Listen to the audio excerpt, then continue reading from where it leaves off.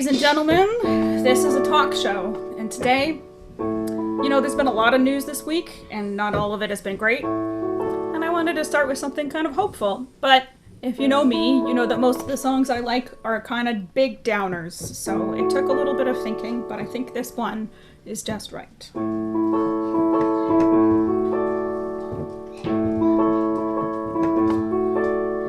Why are there so many songs about rainbows, and what's on the other side?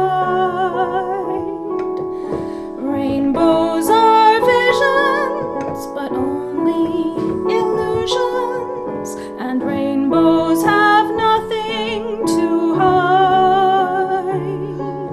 So we've been told, and some choose to believe it. I know they're wrong, wait and see. Someday they'll find it, the rainbow connection, the lovers, the dreamers, and me.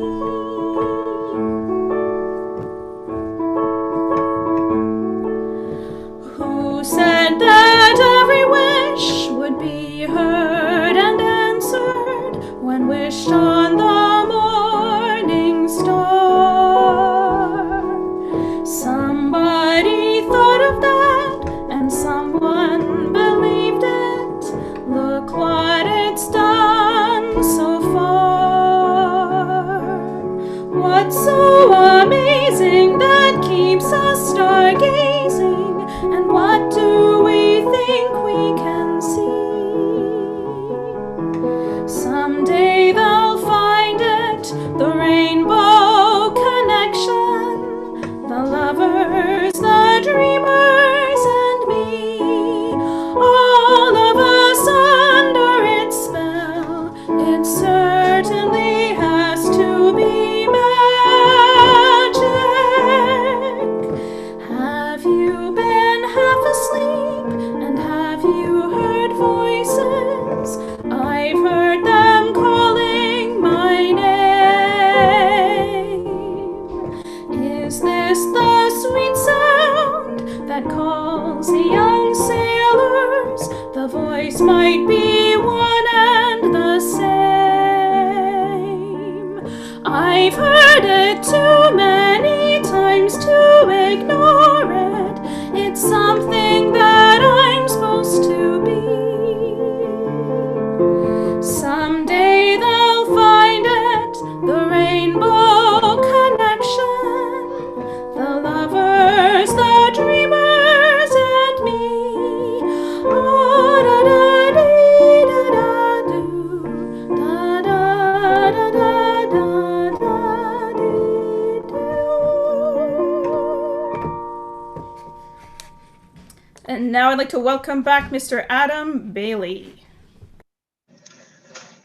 Hello, everybody. Thank you for joining us. We have so much to talk about this week that we need to get started right away with politics. This week, Canadian Prime Minister and dreamy Teen Beat cover model Justin Trudeau finally delivered his long-delayed and much-anticipated throne speech.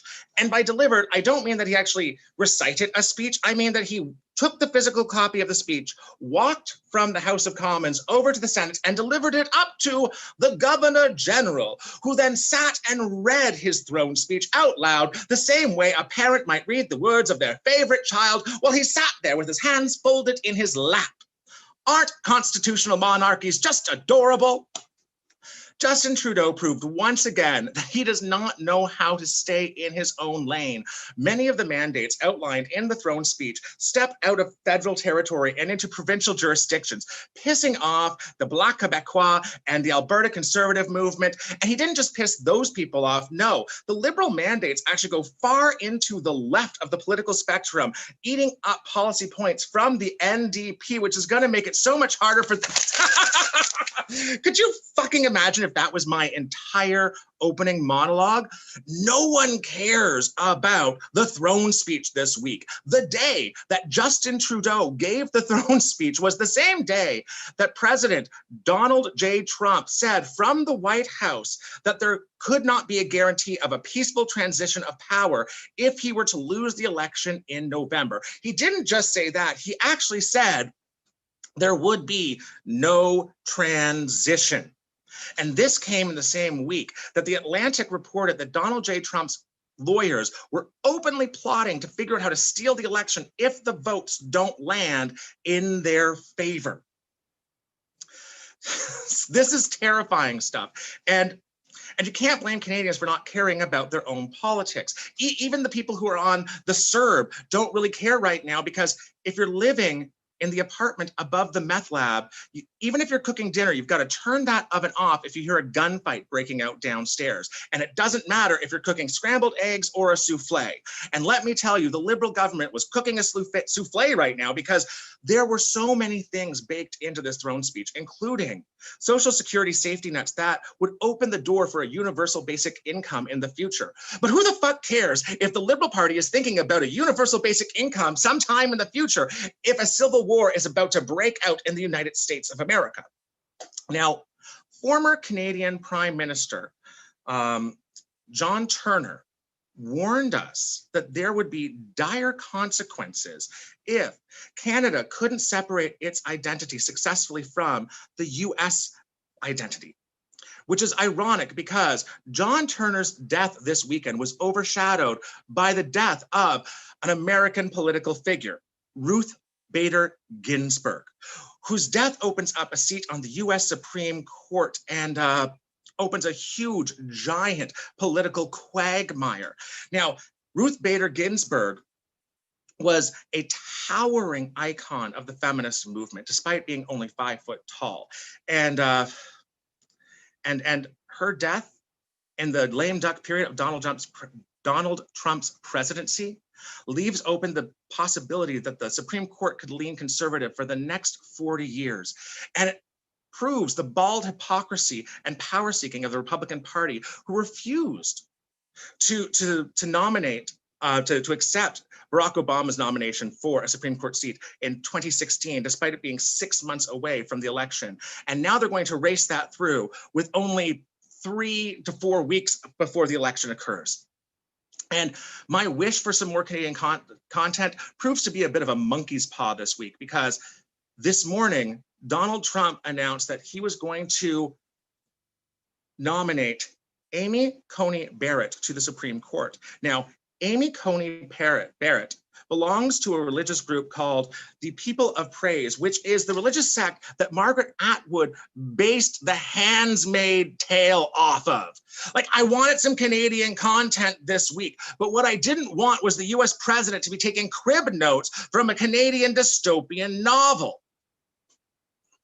At least a couple good things happened out of this brouhaha. I mean, we got this photo of wonderful NBA basketball players who during their playoff season decided to take to the court in lace collars that were made famous by the recently departed Ruth Bader Ginsburg. I mean, baller when I was a kid used to mean someone who was like associated to money or some sort of like hip lifestyle. But I think these men are changing the term baller to someone who's really there for social justice causes. I have the utmost respect for these men.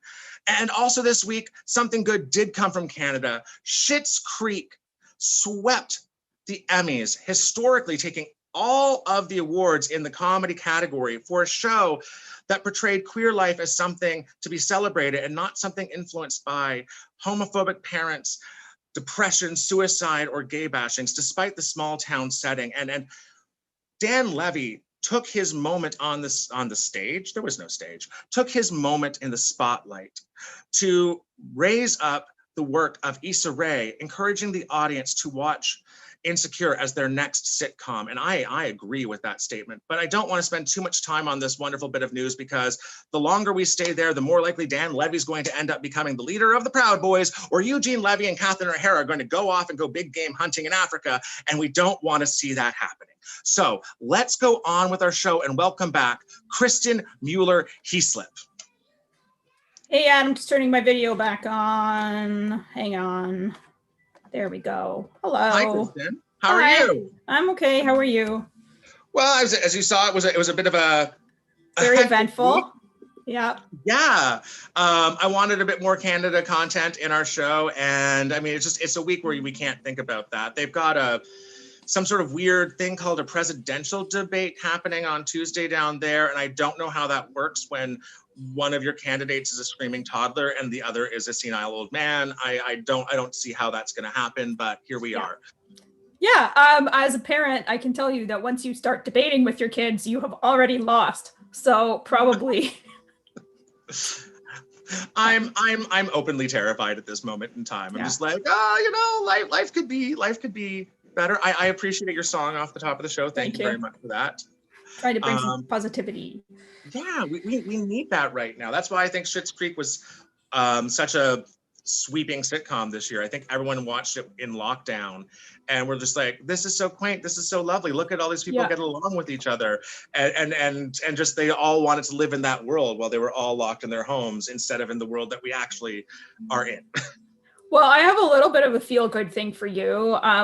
We did not end up, this was bumped from our news panel because of all of the news that are happening, but let me show you the picture because it's pretty damn funny. So someone, did you know that you can print anything you want to on a Canadian stamp? Like, I did not know I could print anything I wanted to. Yes, you can print anything you want to on a Canadian stamp. And someone took the picture of John A. Macdonald's head, which got knocked off of his statue right here in Montreal. And got a bunch of stamps printed of it, which I love. It's beautiful. And then, of course, like, conservatives made a fuss about it, and then Canada Post had to apologize. But I thought this is a great merch idea. So I made some mock-ups for us to use as publicity for our show. So did you know some of them have a Valentine's Day theme? So whenever you're ready to bring back the Cupid character, he can go on stamps. Oh, that's lovely. I know. People do miss seeing me in a diaper, so I think we could bring that back. You can make lots of different options with different pictures, so we can have a whole Cupid stamp line, and it's really not that expensive. Like, it's surprising how affordable this is. Or we can have one just for this show with you and me, and this is a nomenclature which I am really probably too fond of using on everything related to this show. So there you go. People out there, if you're feeling down, take your favorite dumb picture and put it on a stamp, and then, I don't know, mail someone a postcard and bring joy into their life. We're going to save the Canadian Post Office. That's amazing. But it's not in danger of anything. Like, it's like the Canadian Post Office is fine. That's the American Post Office. This is what America needs to do. Allow anyone to print whatever they want on the stamp. Yeah. And then everyone will fall in love with stamps again. Or you'll end up with MAGA. People will stop reading their mail because there'll be like a MAGA hat stamp on it, and it'll be like a bill, and they'll just ignore it. Or there'll be a Black Lives Matter fist on it. And people will be like, I'm not paying my gas bill this month. Yeah, but imagine the opportunities to troll your conservative relatives. The kind of people who insist on handwritten thank you notes for their Christmas presents. Then you just get like a stamp of like your middle finger and put it on that. Oh, you do know how to like make room for the holidays. I love that about you, Kristin. Yeah. Oh goodness. Now you have a couple kids, right? I do. I have 2 kids. I love this expositionary bit. Like, I already know that you have children, but the audience needs to know. And do they play a lot of video games? Because I know that's a big thing for Christmas coming up. Yeah, they play some video games. They're too small to play a lot of them, but they're very into the kind of the Minecraft type games and stuff like that. Well, they might be excited about our next guest because we have someone who is an online player of video games. I know they have a wonderful thing on Twitch that they do. They're a comedian. They also help write video games. And I think I'd like to introduce you to Miss Ashley Cooper. Absolutely. Fantastic. Hello, Ashley. Hi, friends. How are you? I'm doing well. How are you? I'm fantastic. I mean, you saw me stress out over this week's news already. I'm in a better mood than that monologue would lead you to believe, but I'm having a good time. I want to know more about what's going on in your world because you've been doing a lot of online gaming since the lockdown happened. I've seen you all over Facebook playing video games. Yeah, well, as you mentioned, I am, a comedian. I did a lot of stand-up comedy in the before times when stand-up comedy was still an existing art form. And when the lockdown hit, I found myself with this kind of like void where performance once was. And despite the fact that I'm typically a relatively introverted person, I did find that I was really missing that outlet. And I had a few friends they're still my friends. I have a few friends that do Twitch streaming, and I would watch their shows. And one of my friends started to get really encouraging about it. And was like, "You should try this. Like, I think you would be into this." I was like, "I don't know." And he basically like forced me into it. He's like, "Just fucking do it." And so I did it, and I immediately fell in love with it, and have basically been doing it 3 to 4 times a week since June. And have been growing this like wonderful community and playing horror games and playing story-driven games and like dissecting game narrative and all kinds of stuff like that. And it's been an absolute blast. It's been so much fun and is really kind of like scratching that itch that's been left by the absence of comedy in my life. Oh, that's fantastic. And I love that this has become like a virtual art form, sort of like virtual theater, what they've been trying to do with that. And it's happening with gaming too. And it was happening before the pandemic. Yeah. Now, as a female gamer, did you play a lot of video games when you were a kid, or is this all? Oh yeah, no. Yeah. Video games have always been like my first true love. Like I remember getting so excited to like go to a friend's house because they would have a Super Nintendo or a Sega Genesis or whatever. And for a really long time, my parents held out on buying video games for us in the house because their stance was, if you want it, you buy it. And so, I mean, for a while that wasn't an option. But they eventually relented and bought us Game Boys when Pokemon came out, because Pokemon was everywhere and you couldn't escape it. And so we ended up with Game Boys. And so for a long time, that was kind of my in. But then to play games on like a television, I would have to go to a friend's house, which built video games up to be this really magic thing. It was like special. And so I never kind of took them for granted when I was younger. And basically, I've just been in love with them ever since. There's something magical about impacting the story, not just being a passive participant in the narrative. And that's very much grown and stayed with me through my entire life. It's the medium that I go to when I've had a really hard day at work and need to unwind. It's the place that I constantly find myself when I'm looking for community, which is a big part of what the Twitch deal kind of ended up being for me. I can kind of track my life through major milestones based on the video games that I was playing at the time that they happened. Oh, wow. Yeah. Can you give some examples? Sure. I have I'm wearing a sweater, so you can't see them, but on both my forearms, I have tattoos from the Mass Effect video game series. And Mass Effect was the game series that I was playing when I came out to myself. Yeah, and so I was playing. If you don't know what Mass Effect is, it's this sprawling 3-game sci-fi RPG where you have crew members that you recruit and bond with, and you're saving the galaxy and all the other stuff. But so much of its gameplay is about relationships and your interpersonal dynamics with your crewmates. And for me, like, I came out to myself and then went home to an empty house and continued playing Mass Effect. And for a long time, like, in my head canon, like, they were the only ones that knew, because I was so afraid to tell anybody, right? Like, for reasons. For safety and mental health reasons. Yeah, for a long time, they were like kind of like my confidants. Like, they were the ones that made me feel okay when I was trying to hide from the world around me. I could turn the game on and play and forget about the stress of like the inevitability of coming out to people.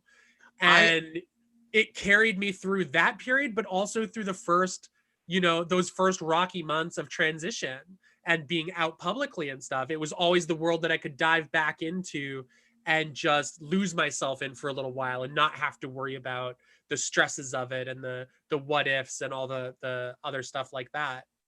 I love hearing those stories, and I know that you're not the only person who has come out vis-a-vis video games, because I know sometimes like the gender component of choosing gendered characters allows people to start that exploration. If their variation of queerness is gender-based, they can suddenly be like, oh wait, I think I want to play this, and suddenly it goes from playing Princess Buttercup to like, I don't know why I picked that one, but like because I usually Princess Buttercup.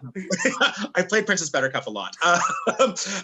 And then suddenly you realize, oh, wait a second, maybe that's not just me liking that on the screen, it's me liking that a bit for me. Well, it's so funny that you mentioned that specifically, because in Mass Effect, you can choose the gender of your hero.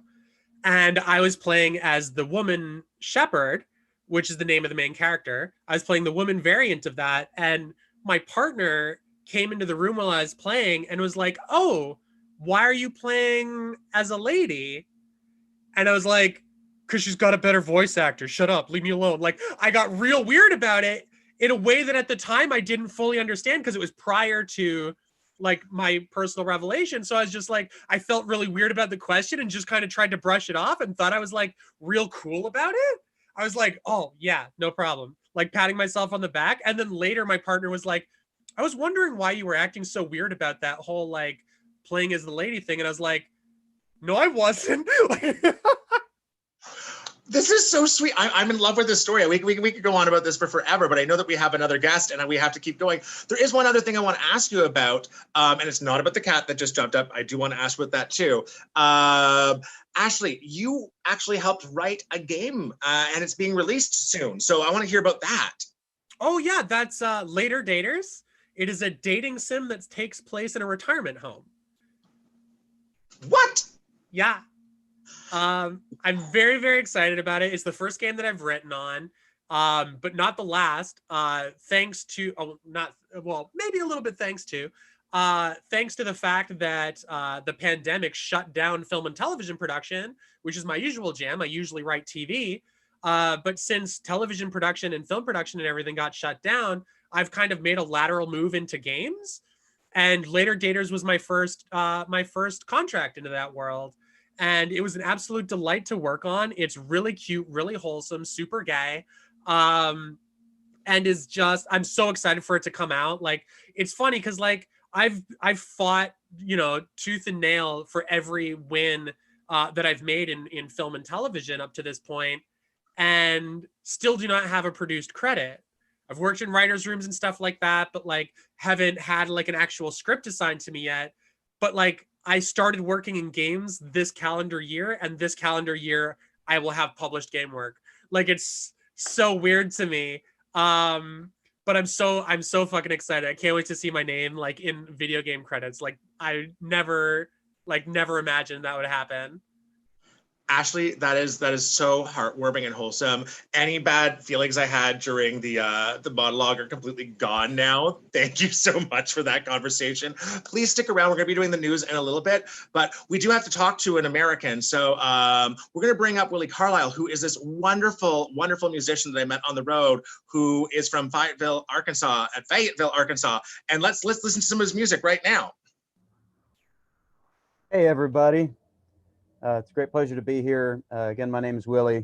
I'm here on my Ozark land yacht, better known as the back of a pickup truck, out here on the ancestral land of the Osage and the Caddo.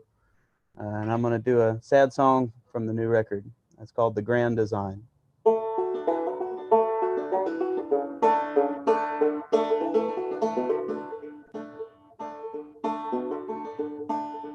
All I asked of you was your better years. All I know how to do is waste them. We'll philosophize on the grand design and mourn all of creation and rejoice 'cause we're sorry and we tried. You are more, so much more than just a lie.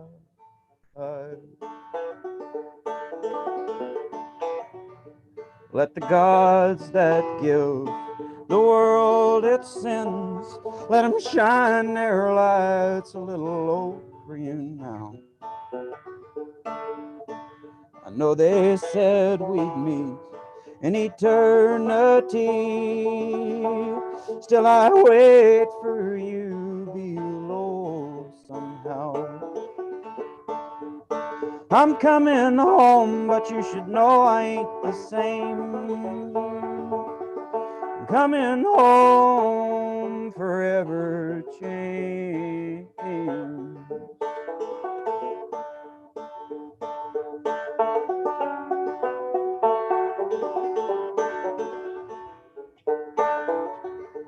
There is evil enough in this half-full cup to tempt me towards the deep dark find.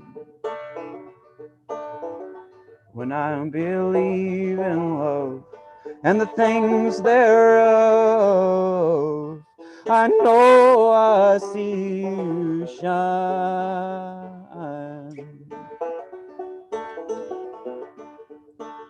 I don't know, but I heard that there is more. I'm uneasy coming to the door.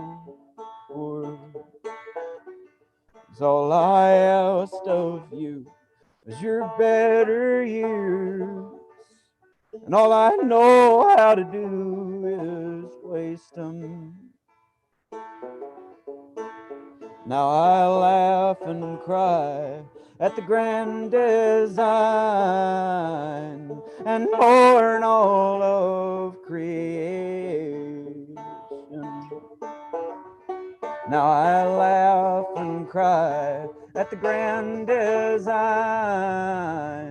and mourn all of creation.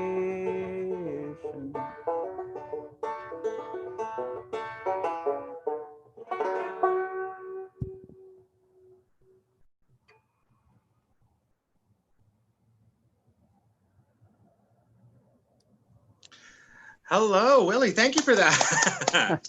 Thanks so much for having me. It's a great pleasure to be here with you and Kristin and everybody. I appreciate it.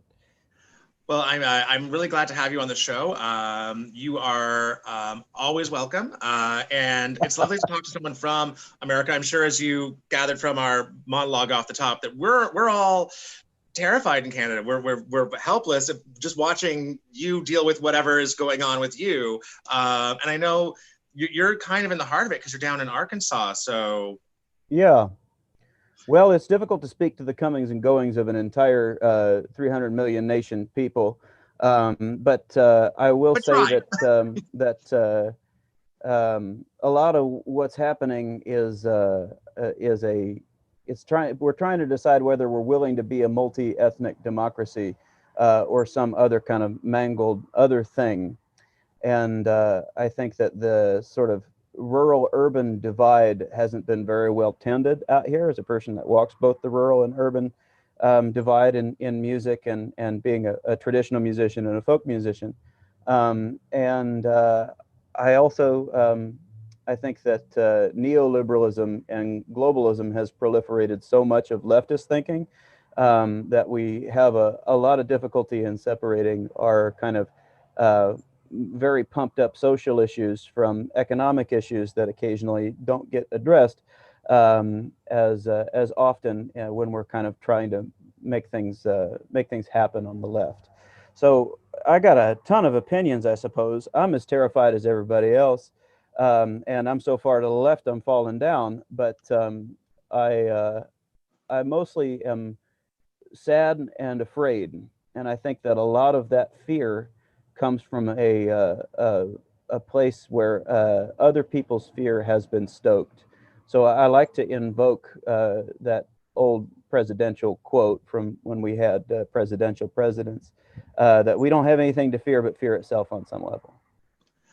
That's Willi, you are capable of putting things into very concise, beautiful words. I mean, that's one of the gifts that you have as a musician, because I know that you also write some of your own music, and as well as do traditional pieces. And I know that there is a strong leftist influence in country music that a lot of people sometimes forget. Whether it's the Dixie Chicks or Dolly Parton or you. I'll take it. Hey, I gave you some good company there. That just because someone is from a rural area or someone is a bit country in their taste doesn't necessarily mean that they are not a liberal thinking person. You're sure, and also the music of most of the social revolutions that have happened in the United States has been folk music. Has been, and by that I mean music done and made by folks. Yeah, I am. There's a lot more queer country music, and it's a little bit like the longer we wait, the more it happens that a lot of our idols had a little bit of lavender in them, if you will. I love that phrase, a little bit of lavender in them. I'm doused in lavender. People could tell from the time I was a kid. It's a good look. And I still grew up in a fairly country, like my family loves country music. My mom is watching this right now in the kitchen on her breaks. Shout out to the diner over there, to Deb's over there, yeah. Yeah, she's at Deb's Diner in Tyendinaga, Mohawk Nation, watching the show with the Dish Crew right now. And I know that she loves country music, so I was very excited to have you on for her as well. Now, your music, because you have such beautiful music, and you don't just have one album, you have multiple albums. Where can people find your music if they want to give it a bigger listen? Well, you can find me just about, I mean, literally god dang anywhere. If you type my name in, it's Willi Carlisle. That's Willi, no E, so that you can smell the lavender. And Carlisle, as in no Carl, is an isle. Yeah, it's everywhere. I got 2 records. I have a third one coming out next year, but you'll be able to pre-order that in October. Fantastic. I'm looking forward to giving it all a listen tonight after the show too. Now, I know that you have a lot of opinions. I know that I have a lot of opinions. I know that Ashley has a lot of opinions, and I know that Kristin Mueller-Heaslip has a lot of opinions. So are you excited to do the news? I am, yes. Fantastic. Let's bring up the logo. Hang on, Adam, your transitions have been too tight because we skipped a segment. We skipped a segment? What segment? Now from a word from our sponsor, our shilling time, where I get to talk about my underpants. I have a small underpants business. This show has sort of been brought to you by Bottomsup Handmade Underwear. Buy yourself some underwear. The fall ones are out. They're really nice, if I don't say so myself. But yes, now, welcome to, this is a news segment where we talk about the news. Shall we get to our first story? We shall. All right. Here we're going to start out with a real softball feel-good story. These Finnish dogs are sniffing out COVID-19, being very good boys and girls. Finland has a pilot program to have COVID sniffing dogs in the airport. Apparently, they are pretty darn accurate. They sniff you and can tell if you have COVID. I think they sniff some kind of swab or something like that. But I have to say, having had a COVID test, I would have much preferred it if there had been an adorable dog involved. So. Oh, fantastic. And I mean, I have to say, part of the reason I would love this story so much is that Finland seems to be the country that is doing everything right now. Yeah. We've covered them finding a cure for the hangover. We've covered them eliminating homelessness. And now they have COVID sniffing dogs. So, so let's go to our panel. Willi, what do you think about being sniffed by a dog in the airport? I think I'd be all right with it. I always, when you have to hold up your arms in that machine when you're going through the airport, that is way less pleasant because you know that whoever's behind the screen is getting a good look at you nude, and you weren't ready for that. The dog just likes whatever smell is going on in there, so I'm ready to be sniffed. So one pro sniff. Ashley, what are your thoughts on COVID sniffing dogs? Honestly, the more you can implement dog interaction into my trip to the airport, the better. It doesn't even have to be about COVID. Like replace the scanners with dogs that need to sniff metal. Replace the tenants with dogs that can read the barcode on my plane ticket. I don't give a shit. More dogs. Like, just the less humans I have to deal with on a daily basis, the better off I am. I kind of feel like you do really well in a BoJack Horseman world. Oh my God, yes. Suddenly everyone that you're interacting with is part human, part puppy, and you'd be fine with that. Yes, absolutely. Sign me up. Go on. I just said sign me up. Before we drop this one, Willi, I want to bring up the fact that Finland, I know America has a hard time comparing themselves to other nations, but Finland seems to be knocking it out of the ballpark with all of these different things they've been doing. Universal basic income, ending homelessness, ending the hangover. Do you think that maybe instead of just being a joke on Veep, that you could get Americans to listen to Finnish people more? Not at all, no. And I'm a big fan of Scandinavian social programs, and I think that it would be great if we could get people to listen to that sort of thing more. I think that the first thing that we need to do before we can do any of that is kind of help to continue to end an American cultural myth that if you have a ton of money, you get to hold on to it. Because as it is now, it's like, nonprofits are what help homeless people. It's like, and most of those are in peril because of the virus. So I always think that before anybody can take Finland seriously, we have to have pre-dawn raids on apartments of Jeff Bezos and all those guys. Sounds like a plan. Well, moving on to some science news, we have two science stories, and me and Adam couldn't decide which one to talk about, so we thought we'd leave it up to you. Man loses phone, gets it back. It's full of monkey selfies. So do you guys want to talk about monkey selfies, or would you prefer to talk about this one? 100-million-year-old giant sperm found preserved in amber is the oldest ever. So do you want to talk about some monkey pics or some giant sperm? Ashley, we start with Willi last time. Let's start with you this time. I serve at the pleasure of the court. So are you more into monkey pics or giant sperm being preserved for 100 million years? I don't know. Sperm Jurassic Park seems pretty interesting. Willi, what's on your mind? Well, I think that if we're talking about purely the amount of dopamine released in the process of the creation, that your phone can only create a little tiny dopamine, response. But the sperm, come on now. Okay, so giant sperm it is. So this is a pretty cool story about the evolution of sex. So some very lucky lady mollusk type creature had just had a night of lovemaking when she was unfortunately trapped in some mud and became fossilized. So this is interesting because... It do be like that sometimes. So, yeah. So this is interesting because sperm is obviously not something that makes it into the fossil record much, but this particular creature had some really giant ass sperm, which are, as we all know, generally pretty small, but sometimes organisms create sperm that are like bigger than they are, which is a bit mind-blowing. So anyway, this is a scientific breakthrough into the evolution of reproduction. Wow. Yeah. So okay, when we're saying giant, like, for context, what is giant in this case? I think it's relative to the size of the organism. So like, it's that's what bigger. that's what I'm asking. Like, I remember like in health class, they were like, oh, like 100,000 sperm can, like, they're so small that there's 100,000 sperm could fit on the period at the end of this sentence. But like, so like, what is giant in this case? I don't recall from when I read the article, but I think I might have just not absorbed that information, but like if it was like a thing like that big, then the sperm was like that big. Oh my God. Yeah. Like the sperm was like twice the size of the thing that produced the sperm? Something like that. I don't remember. Look up the story. I don't recall. Talk about size queens in the prehistoric era. That's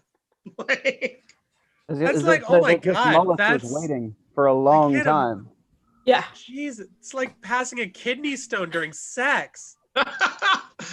Well, no wonder she got stuck in the mud afterwards, carrying that thing around. She was like, I wasn't expecting. It just weighed her down. She couldn't outrun it.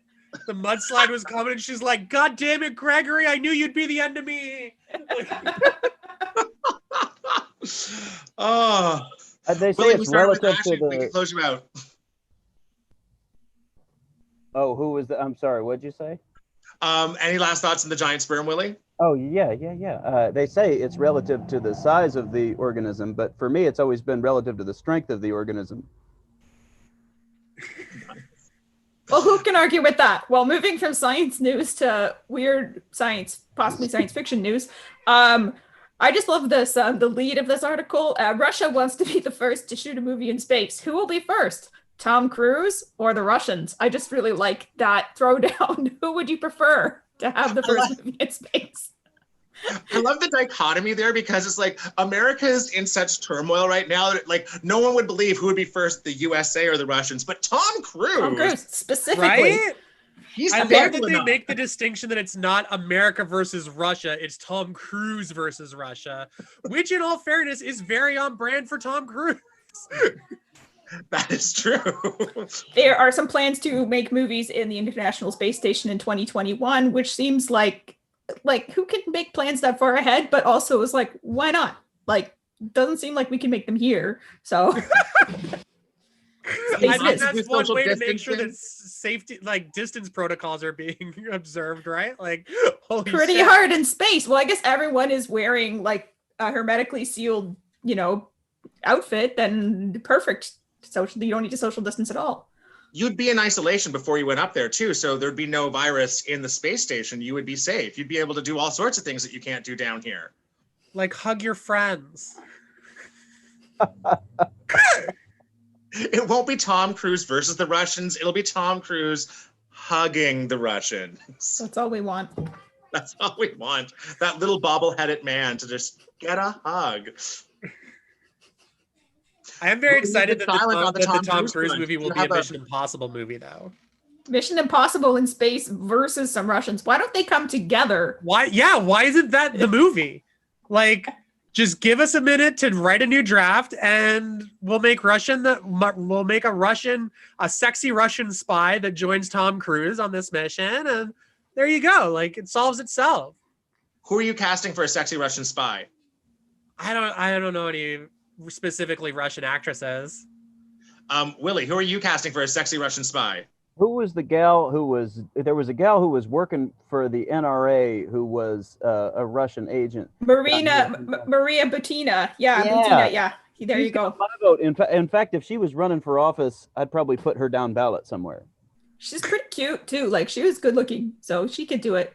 Wasn't she in that horrible movie about the prayer, like the miniseries they did about the congressional prayer breakfast and like how corrupt that is? Maybe. I don't know. I don't know what that is. I mean, I saw it 4 or 5 times, but I don't remember. It was so gripping. I have trouble, Gripping the facts. Yeah, this is a year where we've had too much information. Anything that we got before like March is gone already. Speaking of which, remember how Parasite won Best Picture? No. This calendar year? Nope, don't remember it all. Total blank. All right, was an amazing movie. In more amazing 2020 news, here's a new business opportunity for everyone. So some enterprising evil person has set up in a company which is like Uber, but for evictions. So you can hire yourself out, Uber style, to go and evict your fellow workers. What do you guys think? Do you want to take them up on that offer? Can we start an Uber designed to beat up people who would evict things? Oh my God, people? Yes. Like I would like in on this business opportunity. Like maybe like Thuggist or something like that. Something like with a baseball, like, it's like a picture of you with a baseball bat, like your credentials are like 5 stars, really beat the shit out of my landlord. And, like, not afraid to punch a Nazi. Oh, I'm so into this. Sign me the fuck up. Yes. Social justice. And to ensure that you do the job right, you have to wear a GoPro on your helmet so they get footage documenting you beating the shit out of the repo men trying to take your house from you. It's who came up with this horrific idea? I don't want to know. Some rich asshole. That's the answer to all of these questions. Anytime you hear a stupid idea and you're like, who the fuck? The answer is some rich asshole. Like, you'll eventually figure out their specific name, but the answer still stands. Well, do you know what the really sad thing is because like at least, the people who normally do evictions are like bailiffs and sheriffs who are public employees, right? Like it's a shitty job to do, but at least those people are getting paid a decent wage. But even like, let's take that away. So it's like now we need to bring the insecure, precarious job market into like the most soulless job ever. That seems extra bad. Can things get any worse? Sure, yes, they can. Here's our next story. It's 2020, Adam. Why would you ask that? Justice Department deems New York City, Portland, and Seattle anarchist jurisdictions. I just want to say there's been so much news this week. We have completely failed to cover COVID-19 at all, even though there has been a lot happening. This just occurred to me. But yeah, here's the thing that happened. We had the dogs on COVID-19. But yeah, the COVID-19 dogs, but like COVID-19 in Canada and stuff like that. Haven't talked about it. So this pinch-faced asshole Bill Barr has called places that have had lots of protests and anarchist jurisdictions, and this has something to do with not giving them federal funds. I have to say I didn't follow this too closely, but there you go. Here's some U.S. politics for people who like that sort of thing. He looks like if Wish made John Goodman. That's a good one. Oh, Off-brand John Goodman. Now that is a Roseanne that wouldn't have gotten canceled. Like that reboot would still be going. We wouldn't be able to stop watching it as a nation. God, amazing. Yeah, if New York City was really an anarchist jurisdiction, then like it would be probably a lot more interesting to be there, and it would be a lot less fun if you were rich. Which that to me, that's the only reason. Every time I go to New York, everybody's like, when are you going to move from Arkansas up here to New York? This is obviously the center of the world. I'm just sort of like, man, I just paid $9 for this coffee. I don't know what you're talking about. Right? Like, if anything was going to classify New York as an anarchist jurisdiction, like the price of a black and white cookie should have been your first fucking clue. Like, well, and what's anarchist about Seattle? The fact that they throw their fish at you. It's like you go to buy fish and you have to like know how to catch. Like that's the most anarchist thing that happens in the city that's famous for the Frasier TV show, which is all about elitist like snobs who practice psychiatry. Like not. Let's anarchist. be fair to Seattle. They also gave us Nirvana. Yeah, they gave us Dan Savage. Let's be fair to Seattle. They gave us Nirvana. I mean, Nirvana's been being sold out by pop music radio for like 30 years now. Like maybe the most, this is dark. I guess maybe the most noble thing you can do is to try to protect your work after, you decide it's not worth living anymore. That is dark. That is very dark. My darkest Nirvana moment was the first time I heard it in a grocery store, and I was just like, no. As I'm like trying to decide like which melon is worth the $2.99 per pound, I'm just like knocking to here. It's like why is Nirvana playing while I'm doing this? This is the wrong match. You're looking over from the melons, and there's black and white cookies, and they're like $9, and you're like, fuck. Okay, well, we're getting a little short on time, so I'm going to actually skip the next slide. We're going to move straight on to some more Canadian content. Quebec woman identified as suspect in case of ricin letter mailed to the White House. This lady is actually French, but she moved to the suburbs of Montreal and has been mailing ricin letters to more than one person in the United States, but also Donald Trump. So it's not me, but and I've never met her, but apparently she's a local. So yeah, you're welcome. Now Quebec is an anarchist province. Okay. 100%. Y'all yes. are the ones with that. Yes. No, okay, here's the thing. People talk about New York. Toronto, there's a thing about Toronto that people say it's New York run by the Swiss, right? And I lived in Toronto for 20 years. But I moved to Montreal, and Montreal is like Paris, but run by like dirtbags, right? It's like Paris run by a biker gang. This is like a huge dirtbag province. We keep having COVID outbreaks because people won't stop like going to karaoke or whatever. Like it's like, you know, like, and they're like, we banned lap dances already. Stop doing lap dances in the strip clubs or we're going to have to go into lockdown again. So yes. Yeah. The province that won't stop lap dancing. Lap dancing, karaoke, public drunkenness. We have it all. Move to Montreal. It's great. Yeah. But anyway, getting back to this woman's one woman crusade. The thing that I will say about this is that the only reason I think she even knows to do this is because Ricin played such an important part in major storylines of Breaking Bad. Like, legitimately, can you think of one time you heard about Ricin before Breaking Bad aired? And now I feel like it just shows up way too often. It's like the number 23. Like, once you realize that you've seen it a bunch of times, it just starts popping up. Like, oh, I mean, it follows a proud Canadian tradition of like trying to take down the White House. That's you know, there's at least some traditionalism there. We burned it down once. Now it also follows the proud Canadian tradition of doing something way after America already made it cool. Oh. I can't argue with that one. No. Yeah, no, I'm like, I get the impulse. I don't know if I would do it myself, but I totally understand. Like, this woman is like, I do not like Donald Trump. I need to do something about Donald Trump. The election is too far away. Just like she can't vote. She's not American. She can't vote for him. She's like, I'm going to vote with my stamps, which hopefully had Sir John A. Macdonald's head on them. That's how they stopped the letter. That's how they were like, there's something weird about this letter. Why is there a colonialist who killed native peoples toppled statue on this stamp? And then they found the ricin in it. Toppled sounds like a crafting term. Like, oh yeah, you take the paint and you tapple it onto your canvas. Like, I don't know what the result looks like, but it sounds like one of those words. Tappled, the new word we made up today by doing live YouTube shows.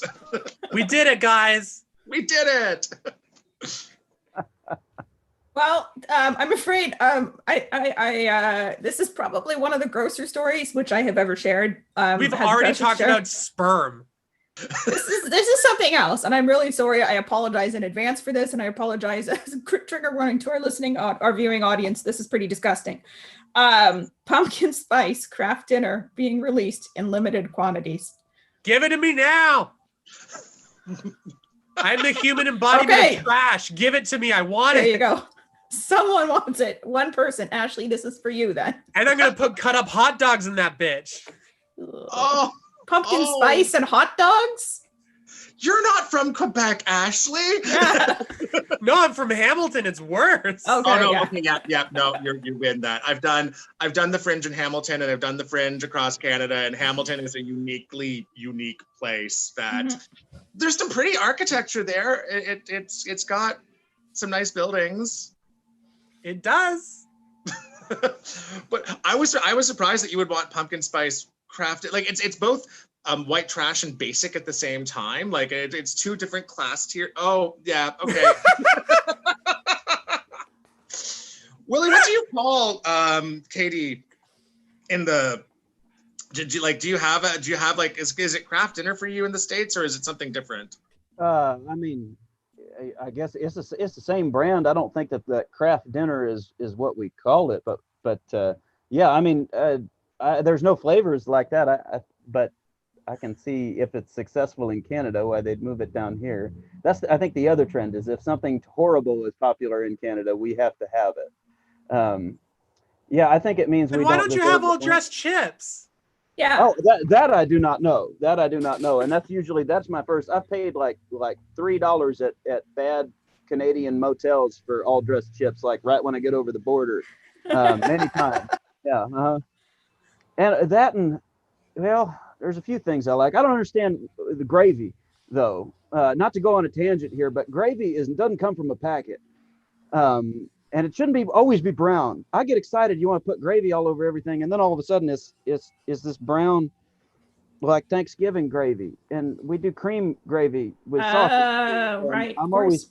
so there's very little about Canadian cuisine that disappoints me, but that I can't let go. So I'm sorry to I yell at 100% co-sign this. 100%. really. I The had way a that white gravy and the way that turkey. most Canadians do gravy is it's basically just meat sweat. It's disgusting. And it comes with everything. Like you get it at, I went to a Canadian Taco Bell and they were like, "Would you like gravy with that?" And I was like Lo Siento? Like what? What are you supposed to put gravy on at Taco Bell? I mean, Everything, I guess. everything. Yeah, I mean, yeah, that's for y'all to answer. I don't we don't deserve this earth. I don't think. I put gravy on. If I get Kentucky Fried Chicken, I'm normally a Popeyes person, but if we go for KFC, I have to get the KFC gravy, and then I drown my chicken in the KFC gravy, and that actually makes it better and yummy. Because KFC is usually only good cold the next day, but the night of, if I want to eat KFC, it has to be drowned in KFC gravy, and that is When the sewer grate outside of my house backs up, it looks like KFC gravy. Like yeah, KFC is not, it's not good food, but I still, because I was raised white trash, I will eat my KFC just because it is what I was raised on for fried chicken. I'm just as bad. I will live off of like the neon green coleslaw. Like that's what coleslaw is in my world. I don't understand what this creamy cabbage shit is. Like I'm just like, no. I had a friend who held the coleslaw up to a light bulb and then went into a closet just to test it. Like just held up the light bulb for like a couple minutes to see if it would absorb the light, and then went into a closet and was like, "Does it glow?" No. Does it? Aww. It does not. If it did, it wouldn't stop me. That's who I am as a person. Like, oh, gang, this has been like just such a wonderful chat with you all. I'm so sad that we're coming to the end of our time. I just wanted to give everyone a chance once more to know where they can find your work. Willi, you have, everything is online, basically. Just type in your name. Yep, Willi Carlisle, Willi with an I. And you can find that on iTunes, on Spotify, any place that you plug things into your ear and listen, right? Every goddamn place. Are you on a Bandcamp if people actually want to give you more money than what streaming will pay you? I am. Cool. Fantastic. And Ashley, we can find you on Twitch, and your game is coming out before Christmas. Yep. If you want to reach me personally, I'm on Twitch and Twitter as @AshleyVersus. Fantastic. And what's the name of the game one more time so people know to look it up? Later Daters. Fantastic. Later Daters. Now, we're coming back in 2 weeks. It's going to be Thanksgiving weekend, so we're going to have someone helping us with our knitting for the fall. And we have Edmonton comedy duo Folklords joining us. It's going to be such an exciting show. Thank you, everyone, for being with us this weekend. And Kristin, would you like to sing us out? Absolutely. So I got something really neat for you guys today again. I've been trying to do some different stuff every week. I'm just hang on 1 second here. There we go. All right. Awesome. So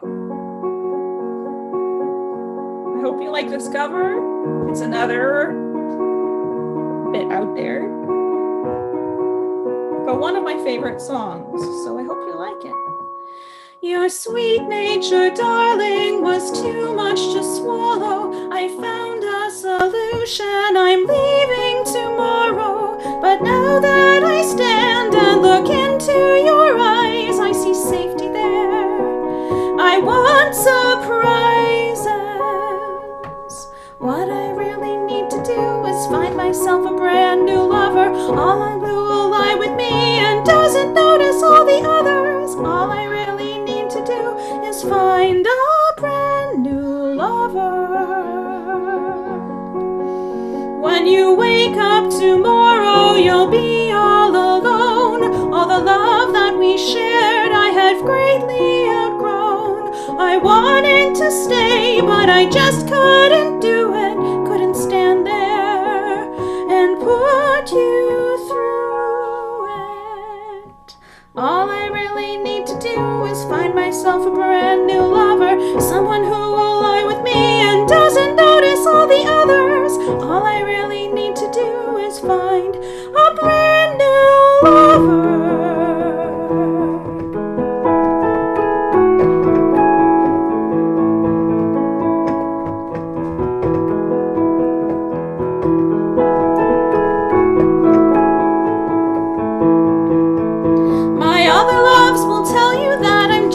troublemaker, and as to that I really must agree.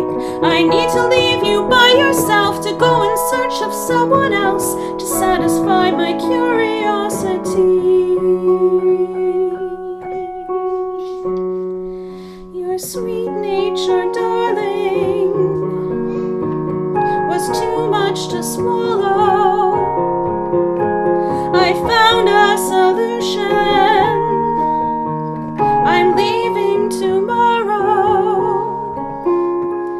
'Cause all I really need to do is find myself a brand new lover, someone who will lie with me and doesn't notice all the others.